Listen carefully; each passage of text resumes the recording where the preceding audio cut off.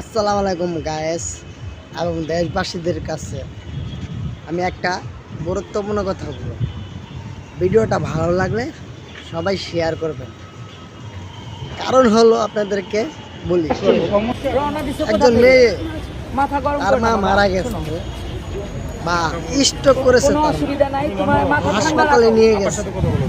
হাসপাতালে নিতে গিয়ে একটু দেরি হয়েছে। তাই কি পরীক্ষা দিতে পারবে না? মেয়ে কি পরীক্ষা দিতে পারবে না? তাকে ঢুকতে দিল না আমাদের ছাত্র সমাজের হেড, এসএসসি পরীক্ষাতে দিবে আমাদের শিক্ষক। কেন? আপনাদের কাছে কি শিখব? আপনাদের বলতে পারতেন তোমার মা অসুস্থ বা কিরকম আছে, তুমি পরীক্ষাটা দিয়ে চলে যাও, চলে গিয়ে তোমার মাকে দেখো। এটা আপনারা করতে পারবেন না। করতে পারবেন কি জানেন? ওই যে ভালো জায়গায় গাছ কাইটা গাছের পুরো পানি দিবেন না, দিবেন কই আগের ভিতরে পানি।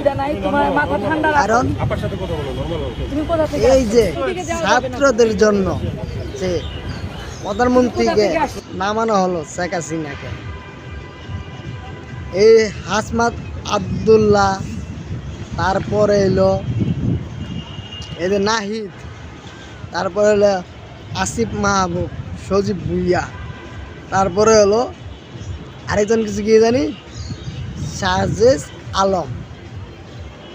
ভাই, তোমাদেরকে রিকোয়েস্ট করে বলতেছি, তোমরা তো কইলাম মেধা দিয়ে চাকরি হবে, কিন্তু তোমরা কটাতে চাকরি অনেকজনে দিচ্ছ, তোমাদের কটাতে চাকরি হয়েছে, কিন্তু তোমরা একা ছিল না।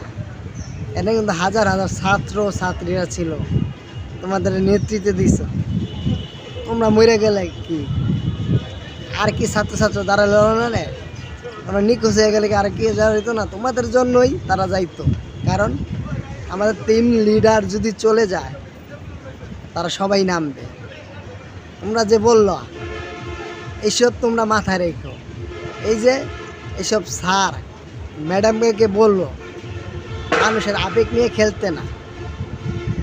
তার মাকে হাসপাতালে রেখে যদি সে পরীক্ষা দিতে আসতে পারে, তাহলে আপনার দোষ কোথায়?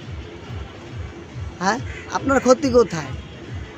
আপনি ঢুকতে দিবেন 10 মিনিট, 5 মিনিট বা আধা ঘন্টা লেট হোক, আপনি ঢুকতে দিবেন। কারণ সেটা দেখে নাই, তার মাকে দেখে নাই।